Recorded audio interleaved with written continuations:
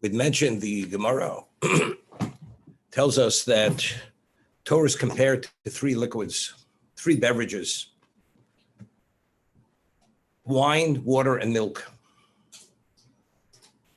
It has relevant characteristics of each of these three beverages. Water, as we find, this is already mentioned in scripture, in prophets, that the prophet says, the Navi says, whoever is thirsty should go to the water. Whoever is thirsty should go, who's parched should go to the water. Just as water is the source of life for the person, for all humanity, identically, Torah is the equivalent of that. That sustains us. But what is the characteristic of water that's so essential and crucial to the spirituality of the Jew? It signifies humility. Just as water flows from a high location to a low location, identically, Torah cannot be processed or be contained in a person unless he has a humble spirit, a humble mindset. So there are certain prerequisites that one has to have to be the repository or to have the ability to decipher and to be able to enter into the secrets of Torah, which is the truth. As King Solomon says in Mishlei, Emes kenev al timkor, acquire truth and don't sell it. And what is truth? Truth is Torah. That's truth in its absolute sense. In terms of ourselves,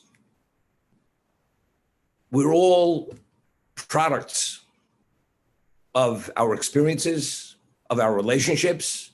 So therefore, whatever we process is always tinged by our backgrounds or our present interests or conflicts of interest.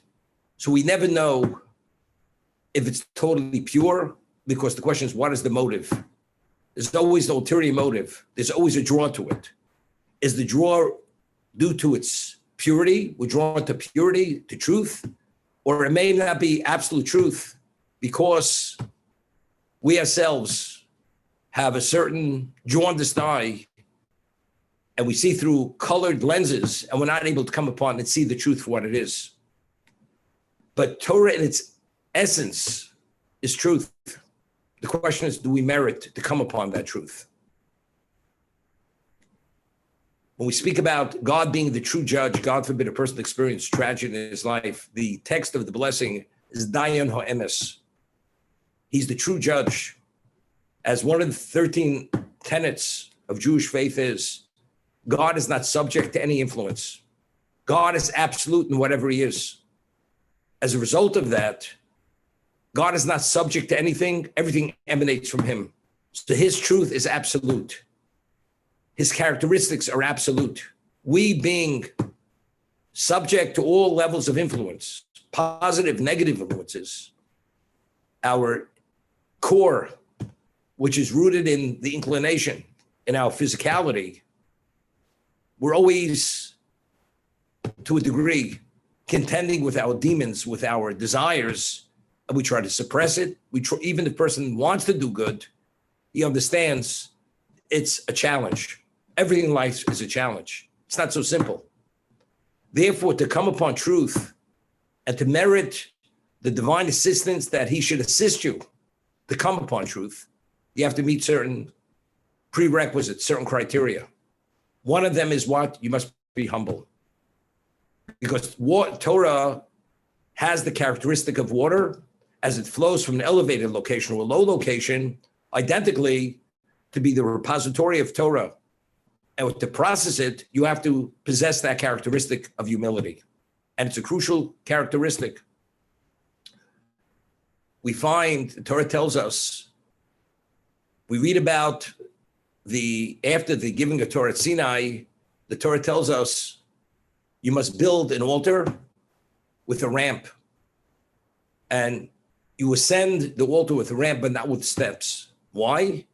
Because when you lift your leg, that gesture or that action alludes to a certain part of the body, which is not really respectful. So therefore, you walk up the ramp, one doesn't have to lift his feet as when one ascends stairs. And immediately afterwards, the Torah tells us the laws which relate to a court, to the High Court of Israel, to the qualifications of judges, to sit on the highest court, which they convened in the chamber of cut stone, which was on the Temple Mount. So Rashi cites the Midrash. Why does Torah juxtapose the laws of judges of the Sanhedrin, which these people, referring to them as they had the capacity of geniuses and beyond geniuses, is an understatement of who they were. They have to convene on the Temple Mount. Now, what is the Temple Mount? When you entered the Temple Mount, you had a sense of God's presence. For instance, there's a law, a person ascends the Temple Mount if a person is wealthy or not wealthy. But if you have a money belt, you're not permitted to ascend the Temple Mount wearing your money belt. Why? Because in the presence of God, you're negated, you're nothing. And you have to have a sense of that worthlessness. Worthlessness meaning because of your material, that has nothing to do with who you are. If you have a walking stick, not to assist you in walking, you have a walking stick which indicates status. You're not permitted to ascend the Temple Mount with that walking stick because that has to do with who you are. That's a level of distinction, of accomplishment, or whatever it may be. In the presence of God, there's no such thing. When you ascend the Temple Mount, you're not permitted to wear shoes because shoes is an indication of who you are. Who am I? The whole world is at my bequest, at my beck and call. Presence of God, you negated his presence. That's humility. So whatever we do, we shed all our trappings and we're stripped to our core that we should recognize that in the presence of God, we have no value other than his evaluation, which is our spiritual evaluation. So humility, so why do the judges have to convene there? And there was a palpable feeling of God's presence. A person who has this level of genius, which we can't even relate to that genius, they speak 70 languages. Every aspect of Torah, they're fully proficient. The laws of witchcraft, the laws of idolatry, every conceivable science, they're up in the game. A person with that level of knowledge, how could he not be pompous and arrogant? So where do they meet? Where do they convene? You convene in the present on the Temple Mount, and you have that sense of God. When you have that sense of God, automatically you have a sense of who you are not. As the Rambam says, there's a mitzvah which we say every day in the first paragraph of the Shema, to love God. Love is an emotion. To do any mitzvah, even if we don't want to do the mitzvah, we can force to give charity, to observe the Shabbos, to sit in the sukkah, to take the 4 species, to eat matzah, to seder, to give charity. Even if intellectually it's something opposed to our perspective, our interest, but we say, we submit to God's will. We do it. But love has nothing to do with submission. Love is a feeling.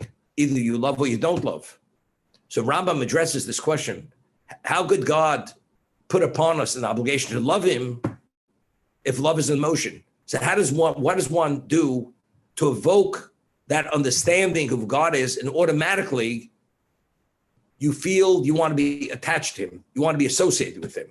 So Rambam says that a person who believes in God, you look at the universe and you look at the galaxies and you look at the beauty of nature and you begin understanding the genius, unlimited genius, which God possesses. Of course, this existence in terms of who we are, less than a spectrum in existence versus the expanse of existence, the heavens, the earth, the depths of the ocean. And when you begin understanding all this is nothing to God, once read an article National Geographic many, many years ago. There was this photographer. He wanted to photograph a volcano right before it was going to erupt. And he walked on the edge of this mountain and he was able to see the lava. And he had his lens in his camera. The heat reached a level that it nearly melted the lens in his camera. The gases that were coming out of this volcano were noxious gases. He could have died. They were so lethal. And it's about to erupt. This is one small infinitesimal part of existence. And this is God. So who are you? And when he stood there, he understood, he was willing because he was committed to photographing whatever that was going on. He realized he's meaningless. So that's the volcano. And versus all existence, what are you? You're stranded in the middle of the ocean. And you have sharks circling. And you have whales. And you have waves. And you have winds. Hurricane winds, typhoon winds. Who are you at that moment? You're nothing. But you don't have to experience that to feel nothing. If you look at existence and see the genius and the relatively, it borders on infinite, just quantitatively, what comprises existence, you're negated. The moment you're negated, you're taken aback and overwhelmed by God. And the moment you have that recognition who God is, it evokes a feeling and a desire. You want to be associated with him. Because the way God created a human being, anything which you sense has special value, you want to be associated with that. And when you come to the realization, it evokes the greatest level of love. Because as we always say, we read in Pirkei Avos, what is true love? True love is not contingent upon anything. Avos she'eino tluy b'davar. Ava tluy b'davar. Love which is contingent on certain prerequisites is not love. Because the moment when it's contingent on no longer exists, the love is no longer there. Ava she'eino tluy b'davar. Love which is not contingent on anything, it's just a recognition of the specialness of the other person. That's true love, and that's enduring love. So when you recognize who God is, and there's nothing comparable at any sense, the word of any stretch of imagination is almost disgraceful to say that. When you realize that, automatically, you want to be associated with that because you recognize it's a recognition of who God is when you don't recognize who he is. But the infinitesimal aspect that we do recognize, it's enough to evoke this greatest level of feeling. When the members of the Sanhedrin convene on the Temple Mount and they have a sense of his presence, regardless they speak 70 languages, but you realize the only reason why they function intellectually, that capacity, is because God endows them with that capacity. And every aspect of the being is God. Immediately negated. Now you have relevance, to be able to be associated with him because you recognize who you're not. So if you're stripped of all the barriers, and once those barriers are stripped, then you see truth. And God endows you with the ability to see truth for that reason. So therefore, humility is the prerequisite to Torah, because Torah is truth. And the only way you could come upon that truth is if you have that special relation with God himself.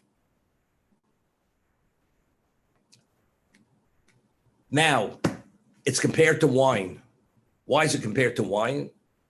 So the Gemara explains when you take wine and you want to store it, you store it in earthen casks, not gold or silver vessels. So the Maharal of Prague explains the Gemara, if you keep wine, the most precious wine, the most quality wine, in a gold or silver vessel, gold and silver, as precious as it may be, they have certain characteristics. When it sits in that vessel long enough, the gold intermingles with the wine. And once it intermingles, the wine spoils. An earthenware cask only absorbs. It gives out nothing. So the wine always retains its pristine quality. Of course, what is it? It's unadulterated quality wine. If it's within another kind of vessel, although that vessel may be precious beyond the value of the wine, But ultimately, the minerals of that or the makeup of that precious metal will intermingle with the wine and cause it to spoil. When one teaches Torah, we all have big egos. Person has a phenomenal mind, lightning grasp, a level of creativity, intellectual creativity. You could dazzle the crowds. And when you study the Torah, rather than reading the script and the narrative as God wrote it, you intermingle with it some of your own genius and creativity. What have you done? It's no longer truth. It's no longer God's Torah. As I always say, person gives a phenomenal Torah lecture, and the person goes over to you and says, so what do you think? How do you like that insight? So I would say to the person, if you were privileged to be able to see God's truth, and you had that inkling of moment of clarity, you're a lucky guy. But if it's your genius, what does that have to do with God? When you study the Torah, you have to come upon what is God saying. It's not what you're saying. So therefore, how did you like what I said? It's not what you said. If this is what God is saying, it's one thing. If it's what you said, I could go listen to a lecture in physics, which I could be impressed with the genius of that physicist, whoever explains that particular concept in physics or any other area of science. I'd have to come to listen to your lecture, because the moment it's not God's word, it's not a Torah lecture any longer. It's not that unadulterated truth. So again, where does it go back to? It goes back to humility. When don't you allow your own self to be infused in the Torah? My own genius to be intermingled. It's like they say, it's my spin. God doesn't, you have to spin something, turn it into a thread. The Torah doesn't have to be spun. You have to enter into the confines of Torah, and you have to merit. And there's certain prerequisites. Humility, whether it's the characteristic of water. We're talking about deflating your ego. And only then do you see it. If you have an opening and something swells, it blocks the opening. The eye is swollen, has an infection. You can't see. It's only when the eye retracts and it's calm, then you're able to see. When it swells, it blocks the vision. When our ego starts becoming inflated, we don't see the forest from the trees. All we see is ourselves. And we believe we're right, and we're convinced we're right. And we believe we're fortunate we came upon truth, when it's not the truth, although we believe it's the truth. God created a person with a conscience. See, an animal, its function is purely instinctive. So it doesn't have to have intellect, doesn't have to have conscience. Its function is purely the way it's programmed, based on the DNA, the way God created. A human being has free choice. So what gives a person control over that choice? Because if a person is out of control, he's more dangerous than an animal. Because he has an intellect and he has an initiative, which he could use that initiative to bring about terrible things. He could destroy the world, or he could actually advance the world. And it depends in what direction that ego is blowing. So how do you control it? There's only one way to control it. David says the prerequisite to wisdom is fear of God. Because the moment you have fear of God, that automatically connects with humility. That brings about this level of recognition of reality. It brings love, it brings reverence, and it deflates that ego. That's what it does. Now, to study Torah for the sake of Torah. Now, the third beverage is milk. So what's the characteristics of milk?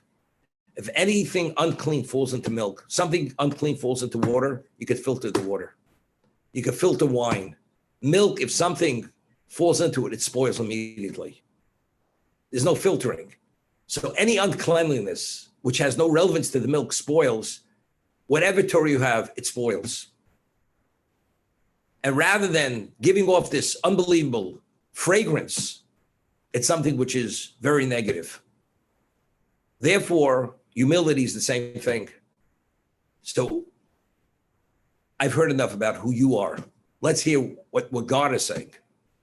Person, he gets an introduction, he's going to speak, and they praise him to the hilt. And the person who's going to speak, he follows up. He says, by the way, do you know I met this one and this one? I lectured here, lectured there. Now I'm going to say the lecture. And I said this lecture. While he says the lecture, he's telling you who he is and who he studied by. And therefore, what he has to say are pearls of wisdom. But every aspect of whatever he's saying is laced with ego. Everybody's all right. Well, whatever you Stacy just saw. Nachi, mute your computer. Okay. What's that, Rabbi? You have to mute your computer. I'm hearing things come across.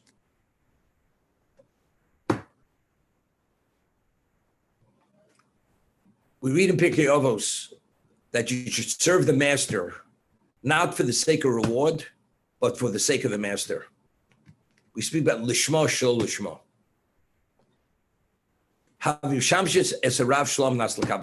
Serve the master not for the sake of reward. Not for the sake of reward. It's not simple. Because nobody wants to feel he's being put upon. People don't want to be bothered. But as much as you don't want to be bothered, but something you're interested in, you're there immediately. You're motivated. Because it's my kind of thing. We're motivated to do our own interests, to pursue our own interests. Something that we have no interest in, as I always say, either you're pushing the boulder up the mountain, pushing a boulder up the mountain. As much as you know, you have to get top of the mountain. But if you slacken, you could get crushed by that boulder. Of course, you experience the boulder as a boulder, and that's the reality, it is a boulder. Serving God is not part of the natural human equation to serve God. A human being is self-serving. And that's the reason why the word is selfless, selfish. Selfless means that's the ultimate level of humility. The person is selfless. He does things for the reason why they should be done. His own self is not part of the equation. Selfish means everything's dependent upon if I'm a beneficiary, if I feel it's for me. It's for me, I'm there. It's not for me, although I know I have to do it. But if you're doing it because you have no choice to do it, it's just a question of time before you fail. We read in the Torah, it says in the Shema, Asher anochi mitzavcha hayom al levavecha. I command you today to put on your heart. So the question is, and the Midrash asks, we say this today, that I command you today. Sinai is going back to close to 3,800 years ago. Did God command us today to love him and put the words of Torah on our heart? So the Midrash tells us, "Yu beinecha kechadoshos." When you study the Torah, it has to be as if it was given today, as if it's something which is new. And Rashi cites the Midrash that you cannot compare an old proclamation to a new proclamation. The person comes to read the new proclamation of the king. Everybody's ears are perked up to hear what it's all about. And when you hear it and you understand it, immediately you address it and you do it. Something that's an old proclamation, somebody gets up, will say, I've heard that before. That's old hat. You're a stick in the mud, as they used to say. You're not motivated. You're not excited. But if it's a new proclamation, lahavdil el vavdolos, you have a new boy in the block, a new pitcher. Just came out of the little leagues. He's the major leagues now. He pitches. Nobody has ever thrown a ball as accurate as him. He put out every player that went to bat. He struck him out. Total shutout. Not one connection in a 9 innings again. Could you ever hear such a thing? It's unheard of. He throws it. The player can't even see the ball. That's how fast it goes. Everybody wants to see this guy. This man, this is the equivalent of Samson walking down the street. Whoever heard of Samson? If everybody hears Samson's coming down the street, you guarantee you, the numbers are going to be numbers which nobody ever saw those numbers because everybody wants to see Samson. God gives the Torah at Sinai. The world trembles, quakes because of its holiness. And it's here, 3,800 years later. Rabbi, something, we're progressive people. We're the light unto nations. Salk, Sabine, Einstein. We're a light on the nations. That's not what it's all about. You understand? But the world quakes when the atom bomb falls. It quakes and totally turns to what? Melts and is pulverized to nothing. But when the Torah was given to the world, that is the source of all existence because that was God's presence. That's why the world quaked. So if you understand what it is and its value, everything pales in terms, if you connect to that, because that's the ultimate. Even Bilam, the prophet of the nations, which we'll read about this coming week, the upcoming reading, when the world was quaking and all the nations of the world came running to Bilam, because they said, God is destroying the world. What did he say to them? You're a bunch of fools. Hashem oz lamo yitain. God is giving his power to his people. And they concluded, Hashem yvorach samo v'shalom. God should bless his people with peace. Bilam recognized, what is the power? Where does the power lie? The power lies with God. And if you connect into that power, then you become part of God's equation. But to become part of God's equation, you have to recognize who he is. Could you imagine? The Gemara tells over a story. Yanai Hamelech, he was Hellenized. He was known in English as Janus. So he had a disagreement with his wife. Which quality meat is better meat? Goat meat or sheep meat? Which is better meat? And they couldn't resolve the disagreement. It was a question of what do you serve at the banquet? Goat meat or venison? What do you serve? So they said, the expert on this is the high priest because he's involved with all kinds of sacrifices. You have goats, you have sheep. So we should go discuss it with him. We should consult with him. Whatever he says, we'll accept his position. This high priest was also one of those, he was Hellenized to a degree. The law is that when the Kohen officiates, he has to dip his finger in the blood and sprinkle the blood. This Kohen was a very finicky person. He didn't want to dirty his fingers with blood. So he used to wear white gloves and dip his covered finger in the blood and sprinkle it with the gloves, which was not a valid service because he didn't want to get his hands soiled. The holy blood of the sacrifice, he saw that as being soiled. Okay? People have a custom that after they say Havdalah, they take the wine, dip their fingers, they put it on their head, forehead, on their eyes, and in their pocket. Person says, by the way, is it organic? Is it organic wine? You never know what could penetrate the skin, but why do we do it? It's a skula, it's a good omen for intelligence, for sight, and for livelihood. That's why you do it. That's a bunch of nonsense. Okay. Every custom is rooted in something. And since all Jews do this, or many Jews do it, you can't just dismiss it as nothing. You can't. It has its value. So Bilam, the expert, he was the prophet of the nations of the world who was the equivalent of Moshe. And he says, you know what it is? This is the power of the Jew. The power of the Jew is the Torah. And you say, it's archaic. That's not what it's about. But you want to know, what is power? You go to a person and he claims he understands how he'll be able to increase your inner strength in terms of food, protein, nourishment, physical activity. And the man himself he has failing health. And he's not a specimen of health, and he's going to advise you how to be healthy.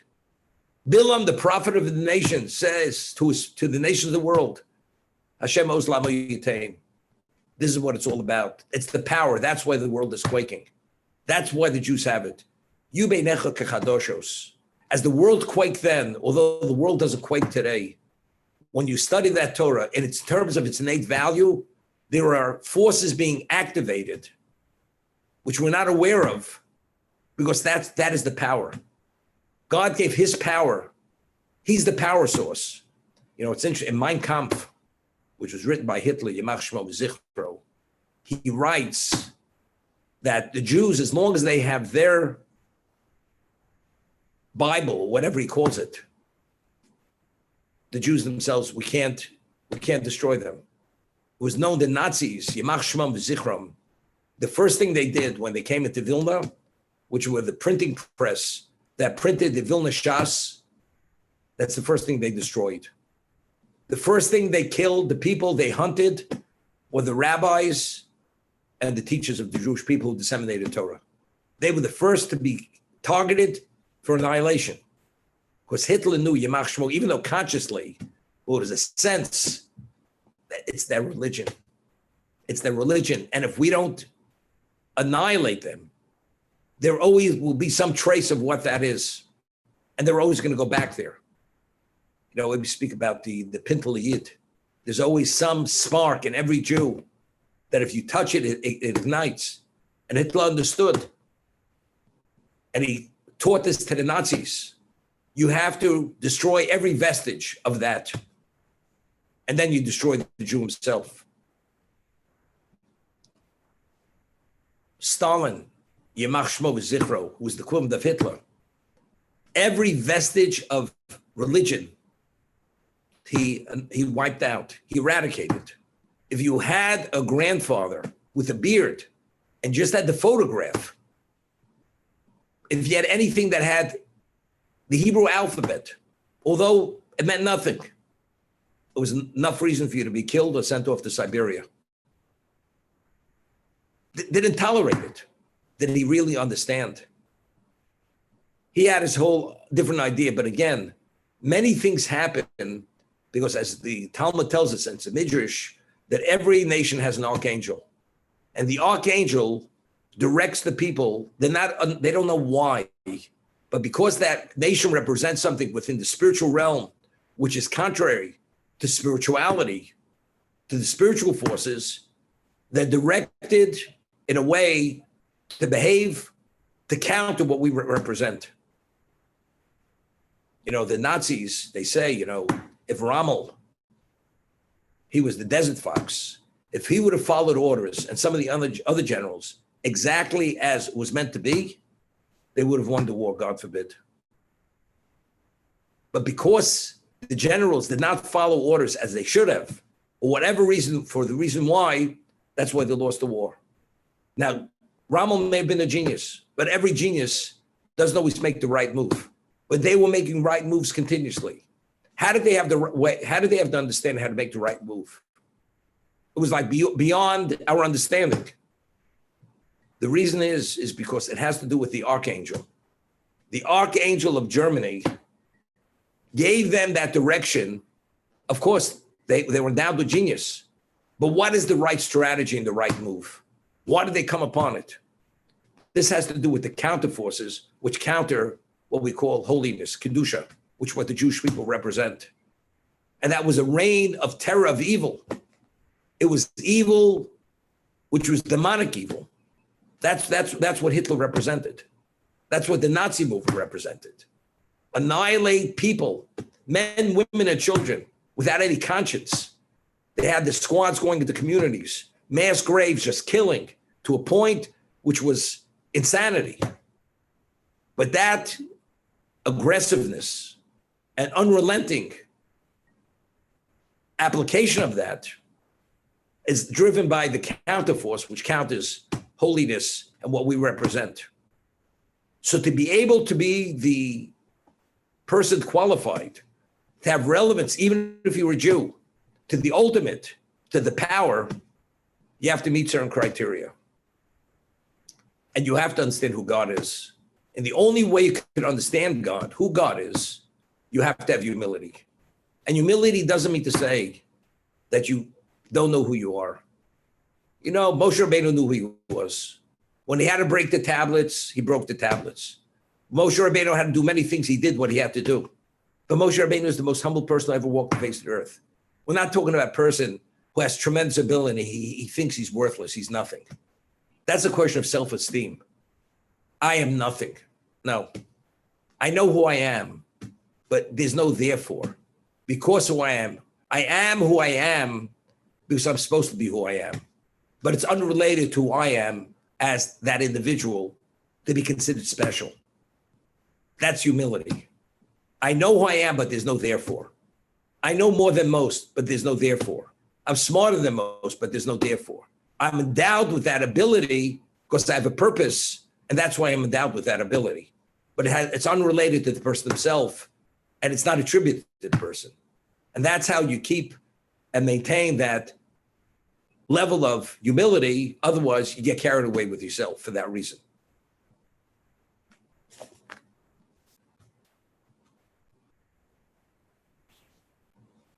Rameir begins, a person who studies Torah lishma, for the sake of Torah. No ulterior motive.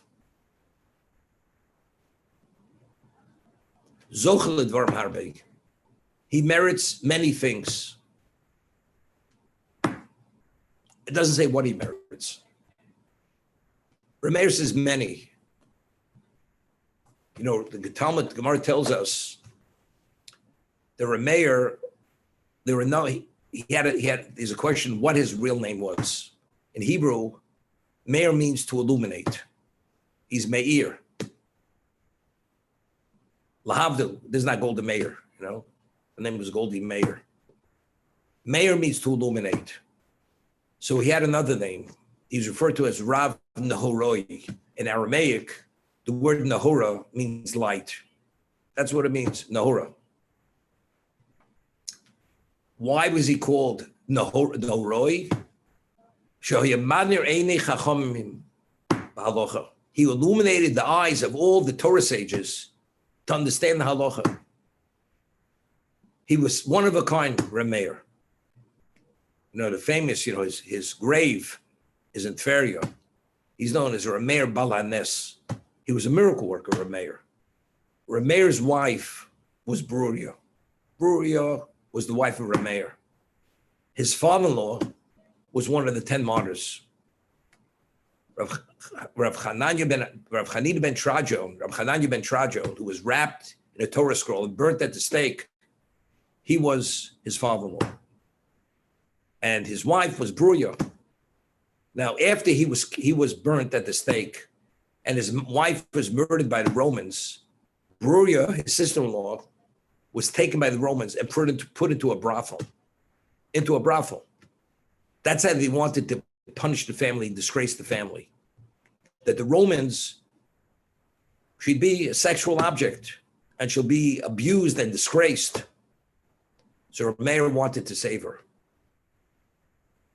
And he went and he bribed the guards who actually, because they understood she's going to try to escape.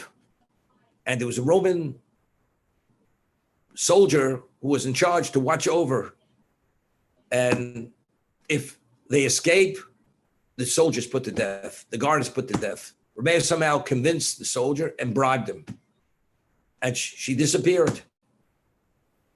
And they found out she was missing. They killed the guard. And they found out Rameir was the one who bribed the guard. So there were posters all over Rome. Wanted posters. Although it was before the printing press, there were like impressions of wax of the way Rameir looked throughout at every post, at every pole. Wanted, dead or alive. And he was a hunted man, Rameir. Rameir's walking down one of the streets in Rome, and all of a sudden a sentry sees him, and he begins pursuing him. All of a sudden, Eliyahu Novi, Elijah the prophet, comes in the form of a beautiful woman. And he embraces Rameir in the street, and he kisses Rameir. And this Roman soldier says, there's no way the holy rabbi would behave like that in publicly, to kiss a woman. This can't be. He may resemble him, but there's no way this could be the rabbi. Oh, no holy rabbi is going to kiss a woman in the street. And that's how he was saved. So Rameir, he performed, there were dogs that were sicked on him. Rameir took a few pebbles, threw it down, dogs ran the other way. He was a miracle worker, Rameir. So Rameir, he's known as the illuminator of halacha. He was known as Rab Nohroi. Rameir, Meir means illuminator.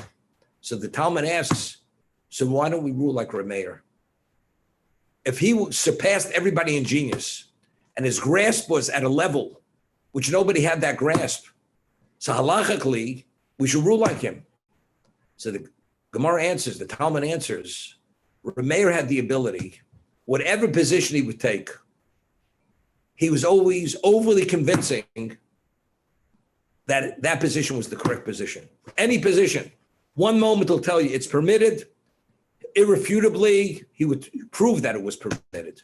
And if he wanted, he would take the negative position and prove identically, so people had no sense of how to understand which position is right, because he can convince you in any position. Therefore, we don't rule like Rameir for that reason. But Rameir had an understanding himself at a level which nobody had his depth of understanding.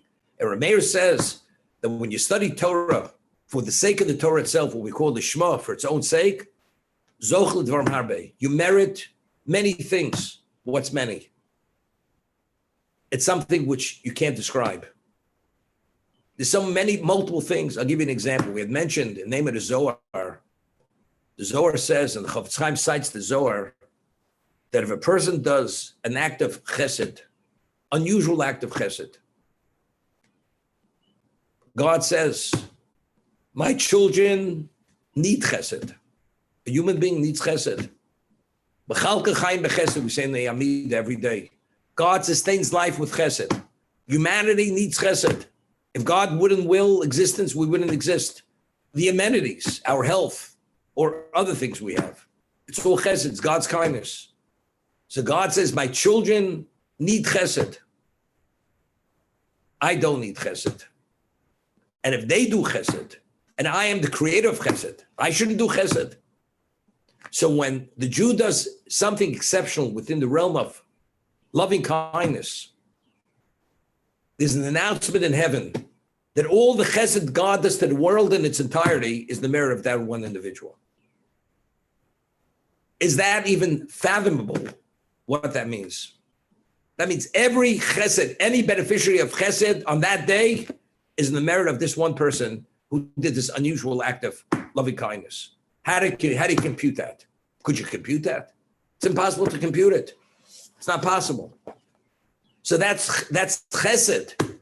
Torah, we say Talmud Torah keneged kulam. And if you study Torah with the purest intent for the sake of Torah, what level does that generate? You merit many things. So describe it. Describe them. It's not describable. There's a question which is asked. We speak about Avram, Abraham, the founding patriarch of the Jewish people. And the Torah fleshes out the story of Avram, where he began his whole expansive life until he passes away. Yaakov also. He's born a twin. In utero, they come out. He buys the birthright. He has to flee. He deceives his father, takes what's rightfully his experience with his father-in-law. He marries his wives. On the way back, the Torah much identifies and gives us a sense of who these people were. Yitzchak, the middle patriarch, who's the father of Yaakov, the son of Avram, is basically an unknown entity. We don't even know who he is.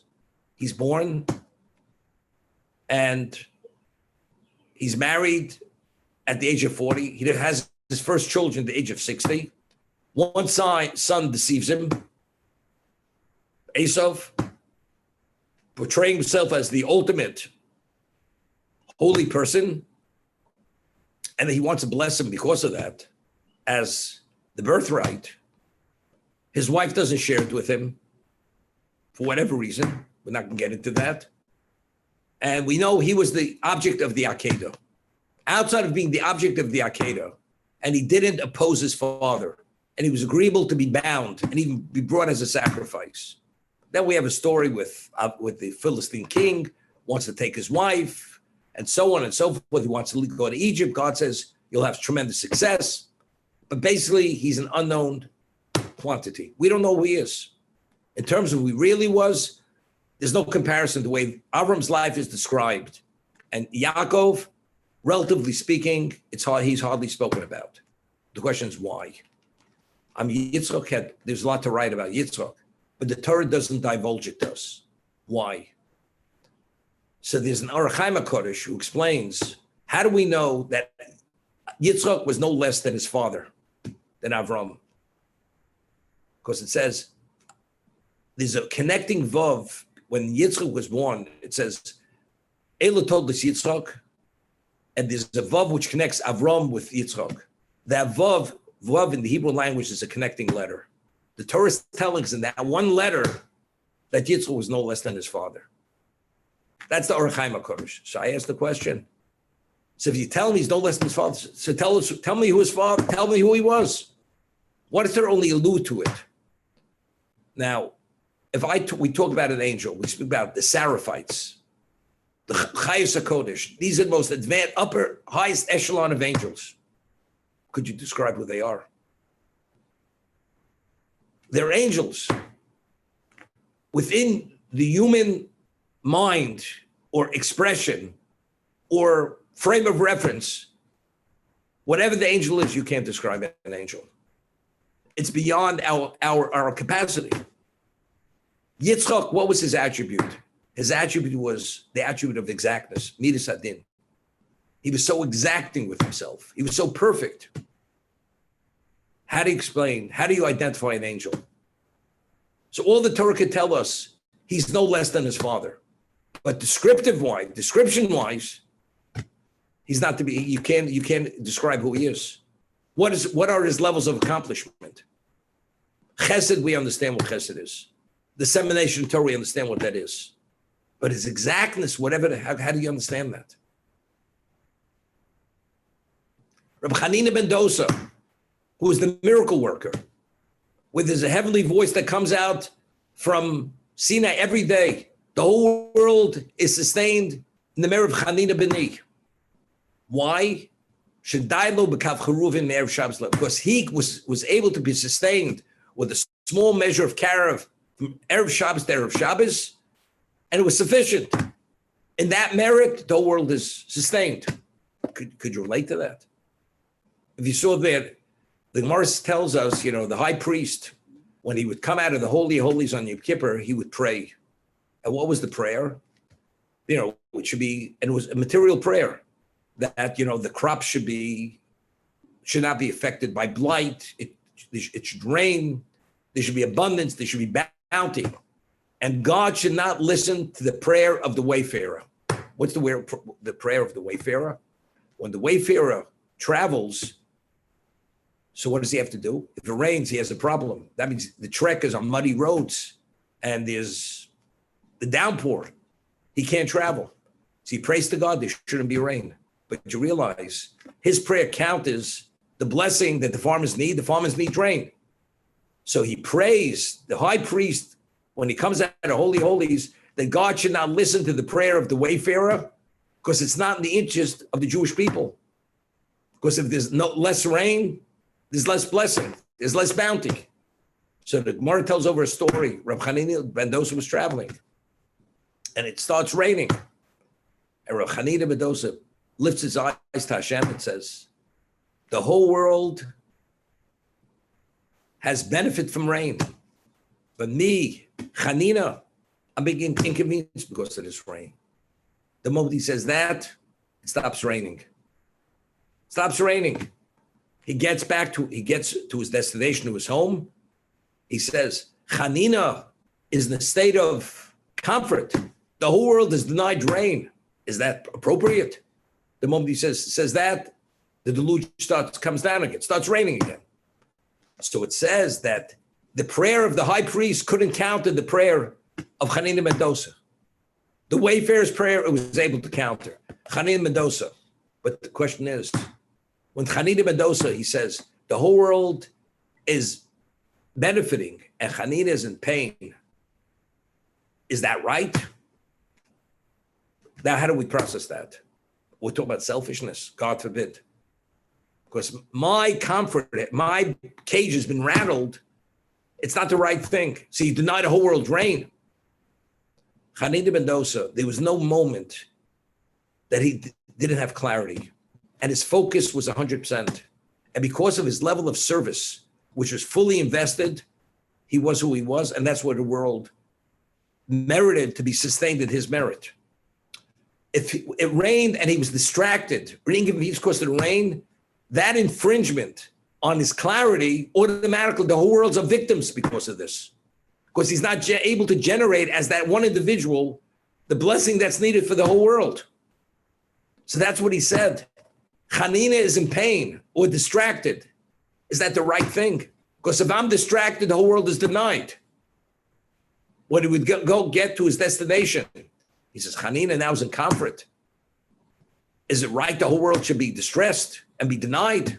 Started to rain immediately. Could we understand this? One individual. The whole world, even though the numbers in those days are not the numbers of today, but it's the same thing. As God sustains 5 million people, he sustains 8.5 billion people. It's all the same thing to God. And it's in the merit of one person. Could you even relate to that? Can't even relate to it. Well, he's a mega person. You know what mega is? You wear that mega hat, that baseball cap, mega. Do you have an understand what mega is? There's no word to describe. Could you quantify all existence? You say it's an expanse of endlessness. The galaxies, could you begin describing what they are? How many planets there are, how many stars there are? They're not computable. This man is beyond evaluation. You can't evaluate him. Now you have a company. What's his evaluation? Where does it cap out at? You know what I mean? Gates caps out. You could cap him out. The Sultan of Brunei, you could cap him out. Whatever he's worth, it's all meaningless. Rameir says, we can't even fathom Rameir. That's what we don't rule. He's mayor. He's the ultimate illuminator for all the sages. Although we don't rule like him, because we can't come upon his genius to understand, to grasp what is and what's not. And he tells us, if you study Torah for the sake of Torah, you merit many things. What's many? Even he, with this giant mind, which you can't even fathom what he is, he says it's not describable. You cannot even begin understanding. You merit many things. That's the only thing you could say. We find in Pirkei Avos, Rabbi Yochanan ben Zakkai had 5 students, and it describes the specialness of each of the students. And it describes one of them, and he says, Ashrei Yoladato. Fortunate are the parents who gave birth to him. The one says he's a sealed cistern which doesn't lose a droplet of water. Another one, he's a chassid. Another one is this. He's my name is Gaber. He's like an unceasing wellspring, giving forth knowledge. Rabbi Yossi HaKohen, Ashrei Yoladato. Fortunate are his parents who gave birth to him. He's so special, you can't describe who he is. All you could say is, fortunate are the ones who brought him into existence. But tell us who he is. He's beyond words. Beyond words.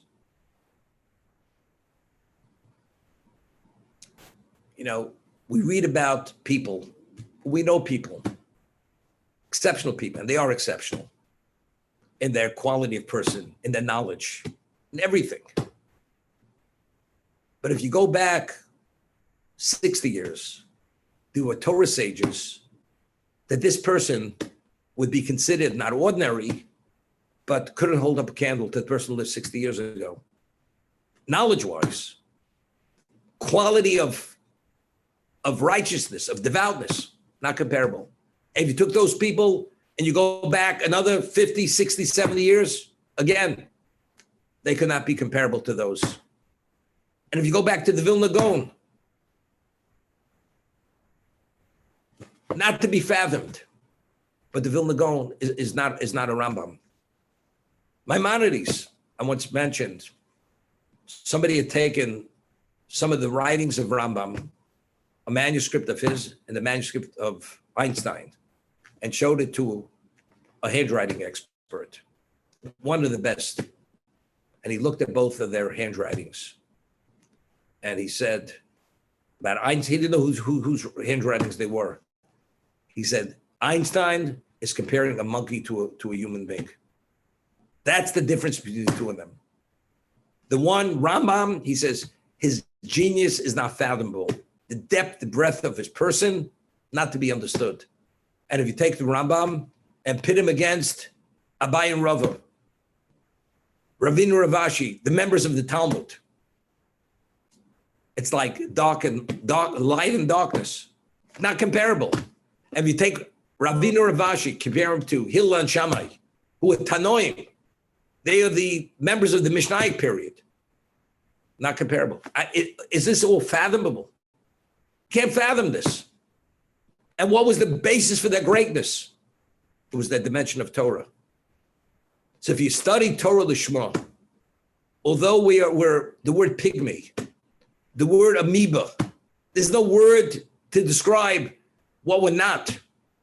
But if you study the Torah, although our capacity is almost at a nil level, but we can only apply ourselves to the degree that our own potential exists. What it generates is something which is not describable. We can only say many things. What's many? Not to be described. Only God knows what that is. But just know that's what it is.